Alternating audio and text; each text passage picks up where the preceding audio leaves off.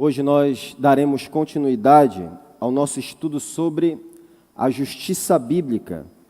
No nosso estudo anterior, em Miqueias 6:8, nós consideramos que existe uma diferença irreconciliável entre a justiça bíblica, a verdadeira justiça, e a justiça de conceito ideológico, chamada justiça social. A importância desse tema reside no fato de que a justiça social tem sido promovida nas igrejas e igualada à justiça bíblica, causando confusão e perturbação no meio dos irmãos. A diferença entre uma e outra é essa aqui: a justiça social ideológica está fundamentada em pressupostos marxistas e pós-modernos. Os defensores da justiça social dizem que o mal e a injustiça são produto de grupos dominantes constituídos por ricos, brancos e heterossexuais, que criam estruturas para marginalizar os demais e promover os seus interesses. Assim, fazer justiça nesse conceito ideológico é desconstruir os sistemas tradicionais considerados opressores, ou seja, capitalismo, a moral judaico-cristã e a supremacia branca, além de distribuir poder e recursos dos opressores para as suas supostas vítimas em busca de igualdade de renda.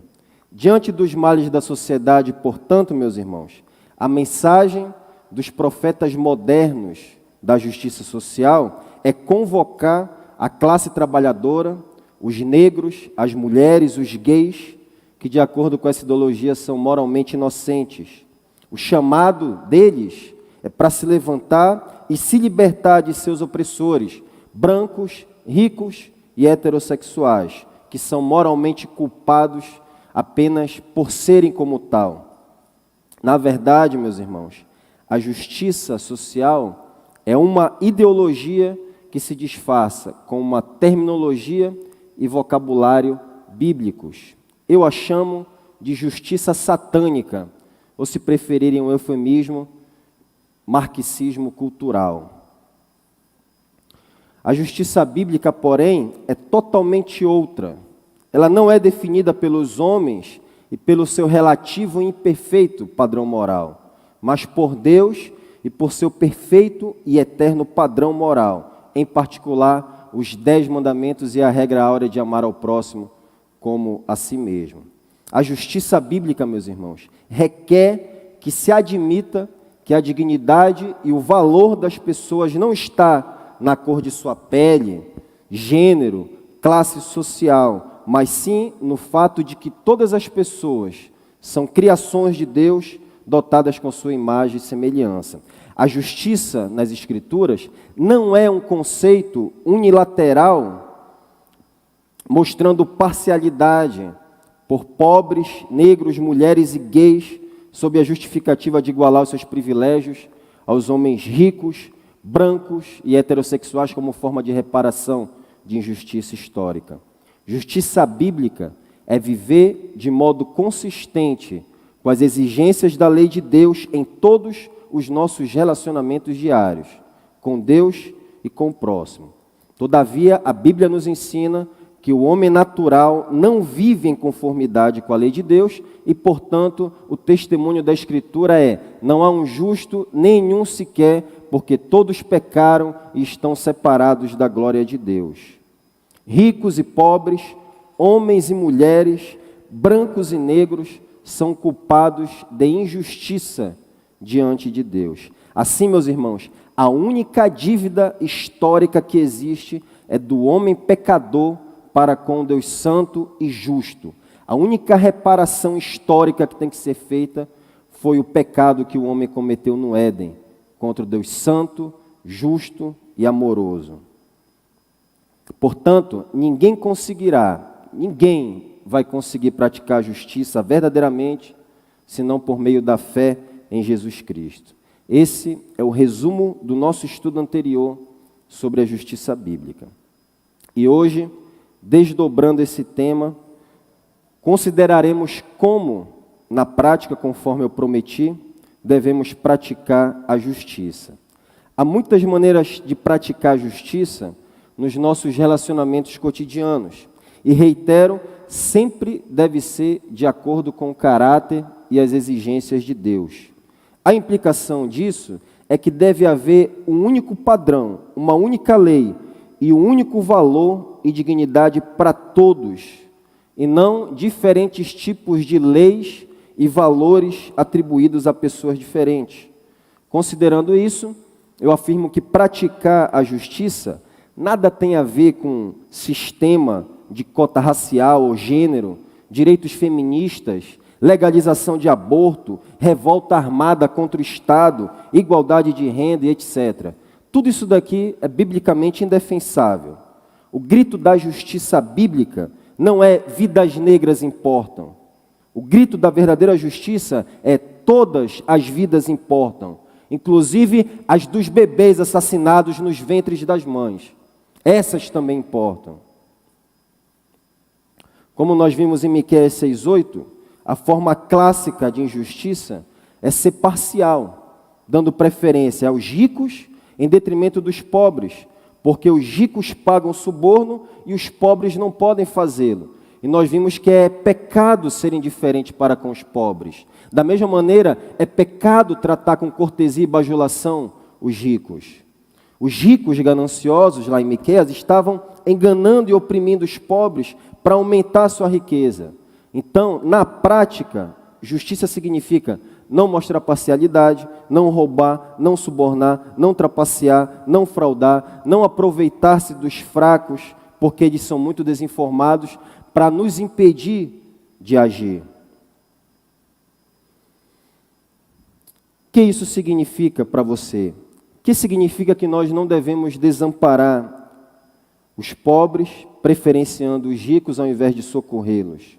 De modo geral, isso significa para nós que se nós estivermos pagando salários justos, não praticando preços diferentes para diferentes tipos de pessoas, não fraudando documentos, não dando ou recebendo suborno, dando espontaneamente aos necessitados em vez de enganá-los, então você assim estará praticando justiça na maneira prática que Miqueias estava cobrando do povo de Judá. Contudo, meus irmãos, desejo explanar a prática da justiça de modo mais particular, considerando os aspectos caritativos da justiça em relação aos pobres.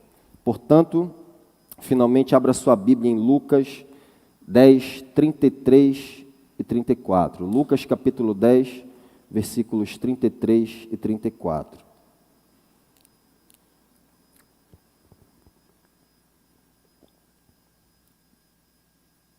Vamos ler o texto bíblico.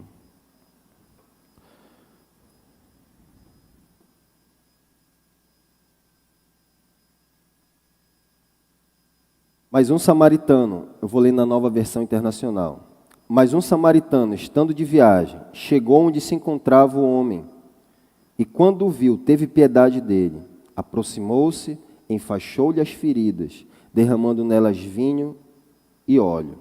Depois, colocou o seu próprio animal, levou-o para uma hospedaria e cuidou dele.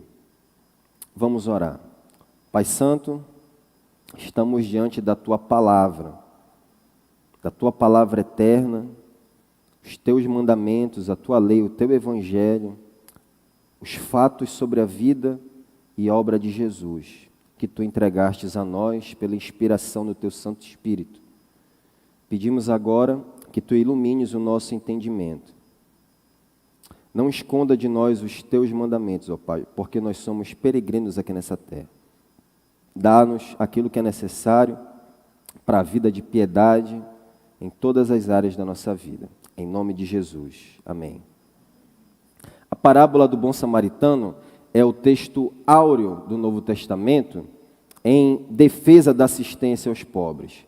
Jesus contou essa história porque um intérprete da lei o pôs à prova. Esse homem queria saber como ter a vida eterna. Jesus, então, disse para ele que ele devia amar a Deus e amar o seu próximo. Era conhecido naquela época que o resumo dos mandamentos de Deus estava nesses dois mandamentos, amar a Deus e o próximo. E o intérprete da lei, ali diante de Jesus, querendo se justificar, perguntou: quem é o meu próximo? No versículo 29 isso está. Então, Jesus contou essa história, cujos detalhes são conhecidos pela maioria de nós. Um judeu, um homem, possivelmente judeu, descia de Jerusalém para Jericó quando foi atacado por ladrões. Enquanto esse homem padecia na estrada, ferido, ensanguentado, 3 homens passaram. Os 2 primeiros eram líderes religiosos de Israel, um sacerdote e um levita. Por fim, passou um samaritano, um mestiço, um homem de uma etnia e religião impura, diferente de Israel, diferente dos judeus. Eles não tinham comunhão. Somente esse samaritano parou para ajudar o homem que estava semi-morto na estrada. O ponto de Jesus aqui é simples nessa parábola.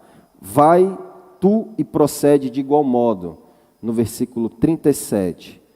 O homem, esse intérprete da lei, queria que Jesus definisse com exatidão quem era o próximo dele.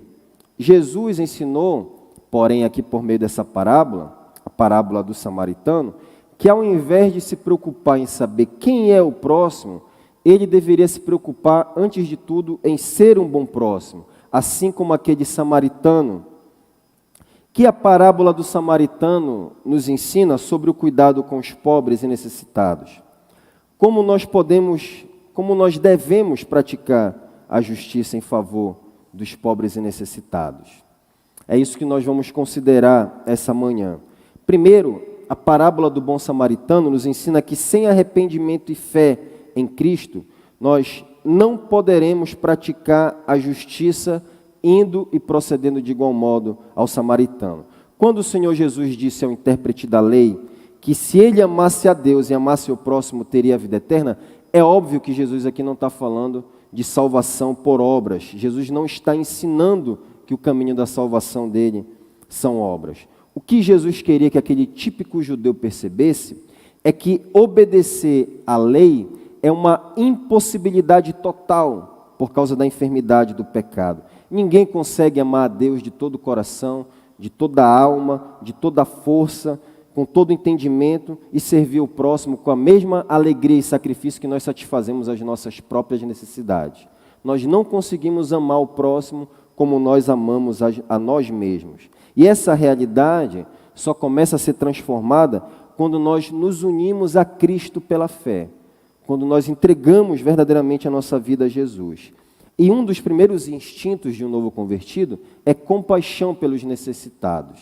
Da mesma maneira que há uma expressão diante de Deus em oração, há um desejo de estudar a palavra, há um ódio pelo pecado, no que se refere aos nossos semelhantes, um dos primeiros instintos de um novo convertido, de alguém que nasceu de novo, é compaixão pelos necessitados. É verdade, meus irmãos, que alguns crentes têm pouca compaixão pelos desvalidos porque ainda não compreenderam corretamente que a graça recebida deve ser compartilhada. Mas é possível que o desinteresse de ajudar os necessitados seja evidência de um coração inconverso, de alguém que nunca conheceu verdadeiramente a Cristo. Enquanto as pessoas não têm a vida eterna, alguns próximos são como samaritanos para elas. Sem fé em Cristo, as pessoas estão o tempo todo querendo selecionar quem é o próximo, bem como fez o doutor da lei. Observe, meus irmãos, os militantes da justiça social. Eles discursam sobre justiça, igualdade e até amor, mas eles selecionam as suas relações de acordo com cor e gênero.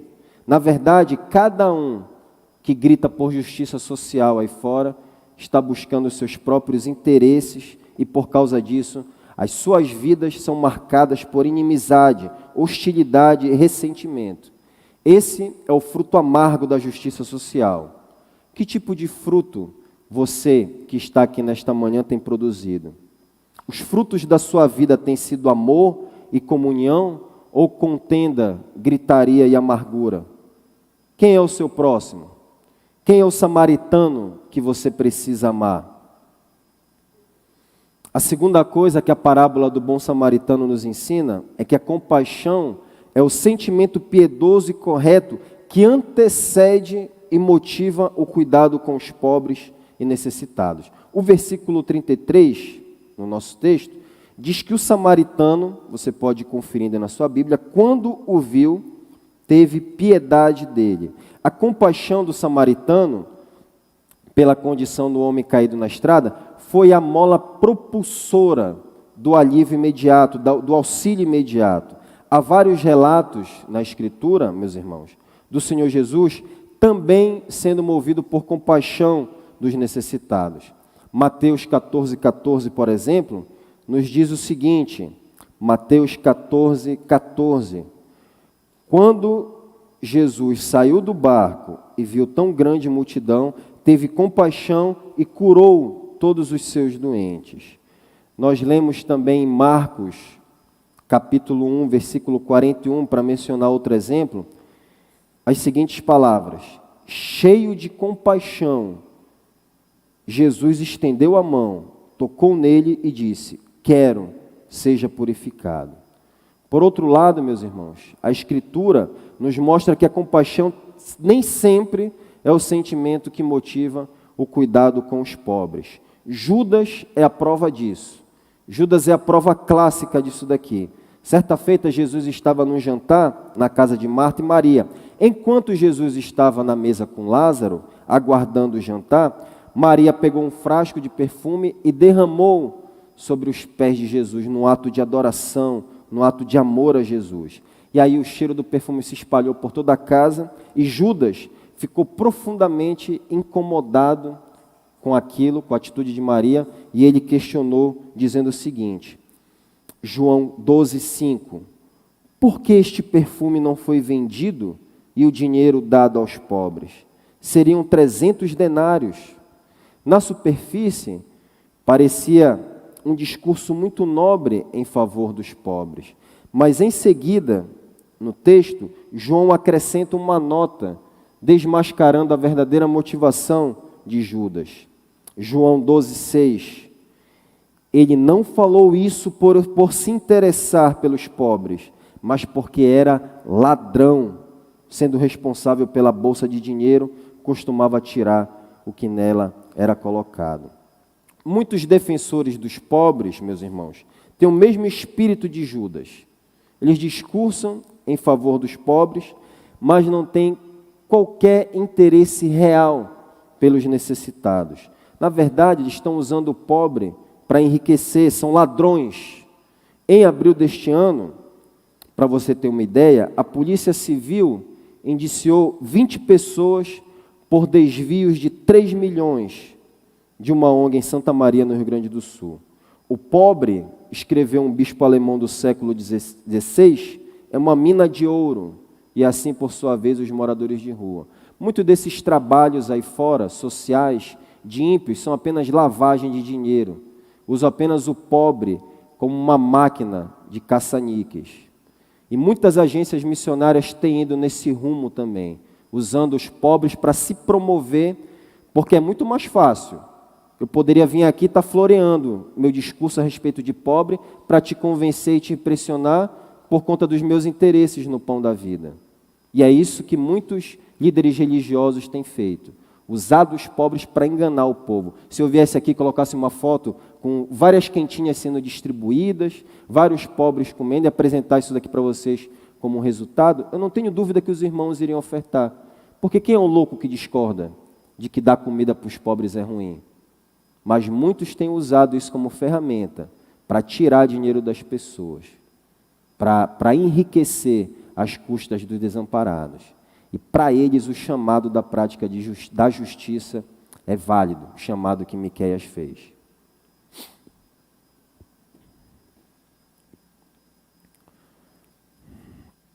A parábola do bom samaritano, meus irmãos, nos ensina em terceiro lugar que praticar a justiça em favor dos pobres requer envolvimento pessoal, E isso é evidente por causa dos verbos que o Senhor Jesus usa. Aproximou-se, eu estou considerando esses 2 versículos que estão projetados aqui. No 33 diz, aproximou-se, que o samaritano aproximou-se do homem caído na estrada, e lá no final do 34 diz, e cuidou dele. Jesus queria mostrar para o judeu, o intérprete da lei que estava ouvindo a história, o nível de envolvimento do samaritano com o homem necessitado, o nível de amor ao próximo. A atitude do samaritano é oposta à do sacerdote e do levita, que desviaram o caminho para evitar envolvimento pessoal com a vítima de assalto. O samaritano, no entanto, interrompeu sua viagem e ficou cuidando do homem até o dia seguinte, dispensou ali atenção, investiu atenção e recursos na vida daquele homem. O samaritano poderia, meus irmãos, simplesmente ter deixado o homem na hospedaria sob os cuidados de outro e partir consciente de que ele já havia feito a parte dele. Mas o que Jesus nos diz é que ele ficou até o dia seguinte, cuidando pessoalmente do necessitado e só depois seguiu viagem. Nós temos na vida de Jesus o mais sublime exemplo de envolvimento pessoal com os pobres e os miseráveis. Por amor, Jesus desceu da glória, se fez pobre para se envolver pessoalmente e morrer em favor de assassinos, ladrões, prostitutas, bêbados, corruptos, hipócritas, mentirosos, invejosos, adúlteros, avarentos, preguiçosos, arrogantes, rebeldes, incrédulos, pornógrafos e assim por diante. Jesus deu atenção, cuidado, amor, compaixão e a sua própria vida para tornar homens arrogantes em pobres em espírito. E isso, meus irmãos, é bem diferente do tipo de engajamento da maioria dos trabalhos entre os pobres. Durante quase uma década, evangelizando nas ruas, observei que muitos desses grupos de caridade alimentam os moradores de rua, mas não se relacionam com eles. Eles se relacionam com o grupo e não com o indivíduo. É uma caridade impessoal, mecânica, que enxerga apenas as pessoas como uma massa, não como indivíduos. Até mesmo instituições que atuam de uma maneira organizada nesse segmento, caem nesse erro, focando mais em ações voltadas para grupos, em vez de formar relacionamentos discipuladores. Eu estive em projetos, por aí estive em São Paulo, que as pessoas entravam e saíam como maré, enchia e secava. Pessoas amontoadas em galpões, 70 moradores de rua. Como discipular esses homens? Mas tudo isso é mostrado como resultado para os irmãos, para nós. Tudo isso é exposto como resultado. Fernanda esteve numa missão lá em São Paulo, na época de seminário, em que ela ficou um mês lá, apenas indo à favela, distribuindo quentinha e sorvete que as fábricas mandavam, sem dar um estudo bíblico, sem ninguém sentar com os pobres ali e conversar. Então esse é o tipo de caridade que tem sido feito aí fora pela maioria. Devo admitir, meus irmãos, que é muito mais fácil e cômodo servir almoço para 100 moradores de rua e depois despedi-los sem formar relacionamento com ninguém especial, do que eu me envolver pessoalmente com um morador de rua, investindo tempo, atenção e recurso. É muito mais fácil pagar um lanche para um pedinte sem se envolver do que convidá-lo para comer junto com você, para sentar na sua mesa. É muito mais fácil eu clamar que nós devemos cuidar dos pobres, da humanidade, que nós devemos fazer justiça, mas se eu não sento com nenhum e não faço a minha parte, coloca na sua casa. Por que eles não colocam na casa deles? Por que não senta à mesa da casa e convida para comer uma refeição, como o Senhor Jesus fez? Não estou dizendo que nós devemos ser imprudentes e colocar qualquer pessoa dentro da nossa casa. O meu ponto é envolvimento pessoal. O filósofo Kant tinha razão quando dizia que nós temos amado a humanidade sem amar o próximo. Estamos olhando as pessoas apenas como massas. Em quarto lugar, a parábola do bom samaritano lança luz sobre o ensino bíblico, que existem dimensões de ajuda em relação aos pobres e desamparados. Depois de se aproximar do judeu que estava semi-morto na estrada, o samaritano, disse Jesus, enfaixou-lhe as feridas, você pode conferir no texto bíblico aí, salvo engano aqui nós estamos no versículo 34, enfaixou-lhe as feridas, derramando nelas vinho e óleo, depois colocou-o sobre o seu próprio animal, levou-o para uma hospedaria e cuidou dele. O samaritano, meus irmãos, não quis saber o histórico do homem caído na estrada, não perguntou o nome dele, a religião, a naturalidade, ou se aquele homem era de alguma maneira responsável por ter ido parar naquela situação. Simplesmente o samaritano, sem pensar duas vezes, socorreu aquele homem, porque ele não tinha condições de sair daquela situação sozinho. Era um caso urgente e aquele caso envolvia risco de morte e exigia uma resposta imediata. É esse tipo de ajuda do samaritano, nós podemos chamar de alívio ou assistência. É o primeiro nível de ajuda no trabalho com os pobres. O alívio, meus irmãos, precisa ser imediato, urgente, em casos em que as pessoas não podem, em grande parte, se ajudar naquele momento para reduzir o sofrimento de uma crise natural, de um infortúnio ou de algo provocado por ela mesma. E essa ajuda, muitas vezes, vai ser material. Ela tem que ser material para tirar aquela pessoa da situação em que se encontra.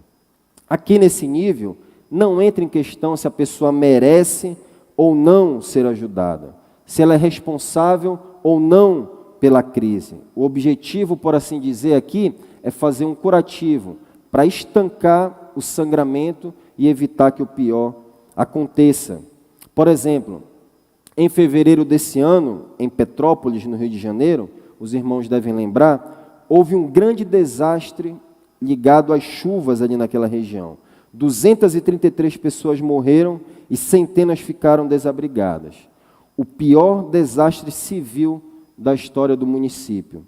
Houve queda nas condições econômicas ali, naturalmente, e durante os momentos críticos, as pessoas precisavam de alimentos, roupas, produtos de higiene e etc. E logo a cidade recebeu doações de todo o país para reduzir os danos daquele desastre e evitar até a morte. Independente se eram merecedores de ajuda ou se foram de alguma maneira responsáveis pelo desastre, as pessoas estavam ajudando. A situação exigia aquela resposta. Tragédias e desastres naturais são um bom exemplo de alívio ou assistência. Agora é importante dizer, meus irmãos, que esse tipo de ajuda é temporário e muito mais raro do que nós imaginamos e praticamos. Esse tipo de ajuda é somente para pessoas em situação de emergência ou risco de morte e deve ser fornecida apenas durante o tempo em que as pessoas não conseguem se ajudar, como no caso do bom samaritano e na tragédia de Petrópolis. Quando as pessoas têm condições de se ajudar, nós devemos trabalhar na perspectiva de encerrar a ajuda e seguir para o próximo passo. Embora nem sempre seja fácil delinear exatamente quando encerrar a ajuda, mas nunca pode estar sendo dada indiscriminadamente, sempre deve estar sendo acompanhada, para que você tenha segurança para definir quando encerrar a ajuda. O princípio é, não faça pela pessoa aquilo que ela pode fazer por ela mesma. O problema, no entanto, meus irmãos, é que quando se trata de auxílio aos pobres, geralmente limita-se ao nível da assistência ou alívio, porque existe uma falha em identificar em que circunstâncias a assistência ou alívio é realmente necessário. E, basicamente, só isso daqui tem sido feito pelas igrejas, de modo geral. Assim, meus irmãos, o alívio é aplicado inapropriadamente em situações que sequer são urgentes, que sequer exigem a urgência que a parábola do bom samaritano exige e que uma tragédia como a de Petrópolis exige. Uma ilustração perfeita disso, eu já dei a entender aqui, é o clássico sopão feito pelas igrejas. Nós levamos às ruas alimento, cestas básicas, roupas, produtos de higiene. Eu já vi gente dando até televisão na rua, acreditando que a resposta apropriada é a mesma que a tragédia de Petrópolis. E eu devo admitir que nós do Pão da Vida inicialmente também erramos nisso por falta de instrução. Nós erramos inicialmente nessa questão. Nos dois casos aqui, das pessoas sem alimento, roupas, abrigo nas ruas, e, da mesma maneira, em Petrópolis, elas carecem desses recursos. Parece, portanto, que a situação é a mesma. Quando nós olhamos de longe, superficialmente, parece que a causa de Petrópolis, a causa das pessoas estarem sem roupas, abrigo e alimento numa tragédia natural, e a causa delas estarem da mesma maneira nas ruas, nós olhamos e acreditamos que são a mesma situação, mas na verdade são situações completamente diferentes, porque nem toda pobreza tem a mesma causa. E isso daqui, discernir isso é fundamental para definir o tipo de ajuda que nós vamos investir em cada situação. Em Petrópolis, a causa evidentemente foi um desastre natural, e a ajuda era urgente, crítica, porque as pessoas involuntariamente ficaram sem recursos, roupas e pouco ou nada podiam fazer para ajudar a si mesmas. Quanto aos moradores de rua, meus irmãos, não hesito dizer que a causa primordial da maioria em condição de rua é pecado individual, é vida ociosa, preguiça, problemas de disciplina pessoal.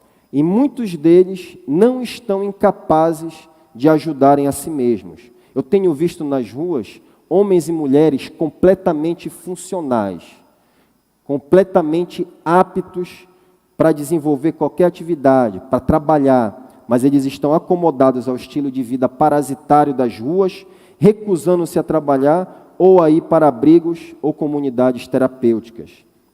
Certa vez eu estava em uma lanchonete com um amigo aqui no centro de Belém e um morador de rua me abordou pedindo dinheiro. Eu, honestamente, disse a ele, como sempre faço, que não costumo dar dinheiro, mas que eu teria prazer em compartilhar com ele um lanche se ele sentasse comigo na mesa e nós pudéssemos conversar. Ele ficou contrariado, naturalmente, pela minha recusa em dar dinheiro, e aí ele tentou me manipular emocionalmente, dizendo: como é ter uma família? Como é ter 3 refeições por dia e uma casa? Em outras palavras, o que ele estava dizendo é: você deveria se sentir culpado por ter uma casa, uma família e 3 refeições por dia, enquanto eu estou mendigando aqui na rua. E aí eu respondi para ele: meu querido, meu amigo, você pode ter uma casa, uma família e até mais de 3 refeições por dia. Em seguida eu me apresentei a ele dizendo que eu era pastor e trabalhava com moradores de rua e que estava disposto, naquele exato momento, em levar ele para ter um abrigo, para ter uma casa. Ele, evidentemente, ficou desconcertado e deu inúmeras desculpas para não ir para a casa de acolhimento. E eu me coloquei no risco porque aquilo ali já era 10 horas da noite e eu não tinha vaga no pão da vida. Mas eu arrisquei tanto pela fé que ele não iria, que ele estava tentando me manipular, que ele estava tentando me arrancar dinheiro. Então, nós não podemos ser ingênuos. Tem pessoas que estão nessa condição nas ruas. São mentirosos, preguiçosos, manipuladores.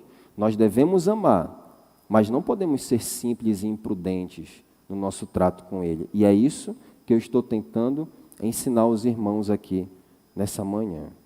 Então, considerando isso, meus irmãos, existem realmente pessoas passando fome, doentes que realmente precisam de ajuda, mas não são a maioria dos moradores de rua de Belém. Eu não estou dizendo isso para te chocar. O que eu estou dizendo é que eu estou dizendo isso porque eu já ouvi de moradores de rua dizendo que não passam fome e tem uma casa para ir no momento em que quiser. A maioria deles, eu não quero ser generalista aqui. O desafio nosso é identificar quem são os verdadeiros mendigos que estão lá nas ruas. Porque a maioria não é. A maioria tem o que comer. Eu ouvi de vários que eu abriguei lá na casa. Eu perguntei, eu entrevistei. E eles disseram: nós não passamos fome na rua. Nós até escolhemos o que comer e nós temos para onde ir. Mas nós nos acostumamos, nós gostamos desse estilo de vida sem disciplina, sem regras, de desobediência, vivendo livremente. Quando, na verdade, eles estão presos, meus irmãos. Conheci um morador de rua que eu levei várias vezes para o centro e ele voltava para a mesma praça, um senhor. Um dia começou a chover e notaram que o papelão dele não se mexeu, ele não se levantou dali. Morreu, estava morto, debaixo da chuva, numa praça que ele nunca conseguiu sair, achando que era liberdade viver naquele quadrado. Sempre voltava para o mesmo lugar. Então é esse tipo de liberdade que eles acham que tem. Nesse caso, meus irmãos, permanecer fornecendo apenas alívio é financiar o pecado e contribuir para que esses homens não deixem as ruas. É uma caridade que, em vez de ajudar, prejudica.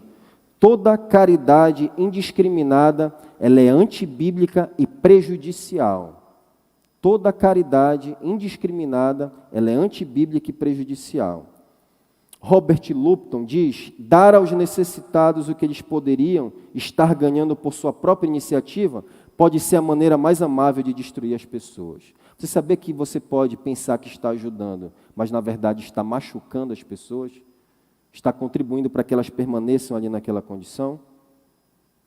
Nunca percamos de vista, meus irmãos, o fato de que o filho pródigo só se arrependeu e voltou para casa quando lhe negaram até a comida dos porcos, diz Lucas 15:16.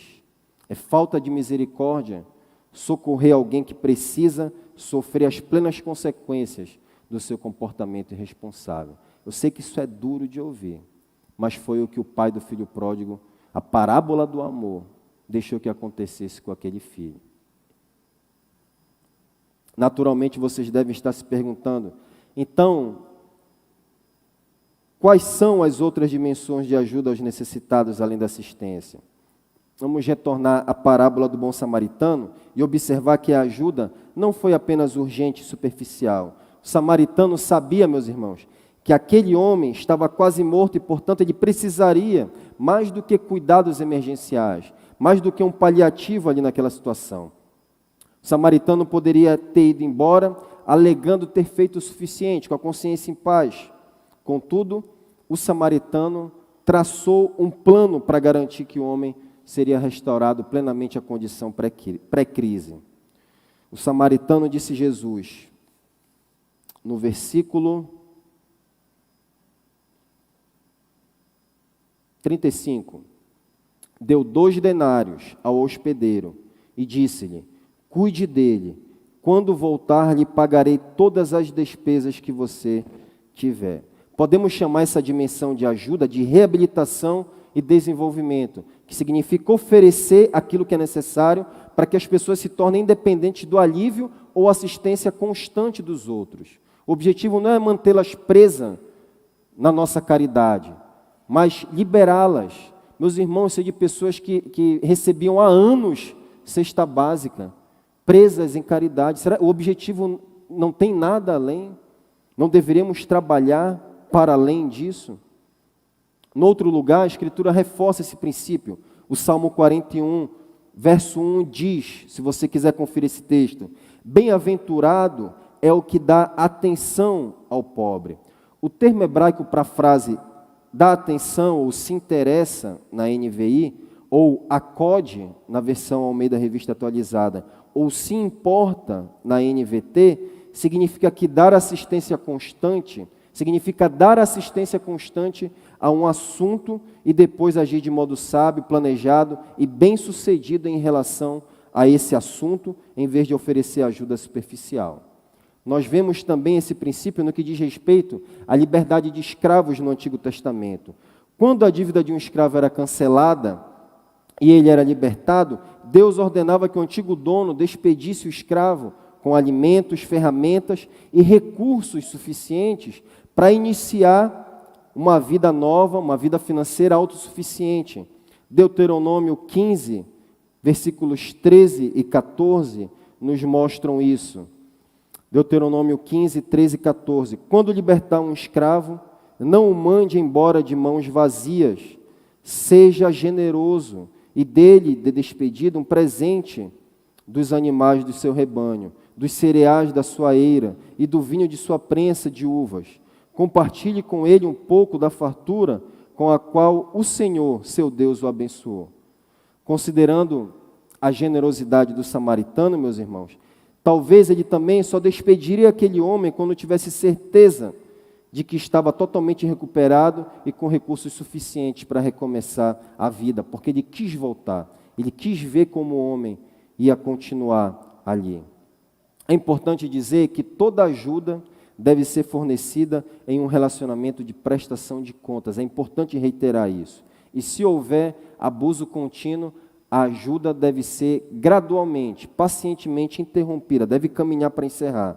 Nós temos que garantir, meus irmãos, não apenas os recursos para a autossuficiência do ajudado, mas também nos certificarmos se ele realmente está contribuindo para isso, se ele realmente deseja sair daquela situação e está cooperando com você. Aqui nessa fase, não é fazer para as pessoas, mas com as pessoas. Ele começa a participar, ele tem responsabilidades também.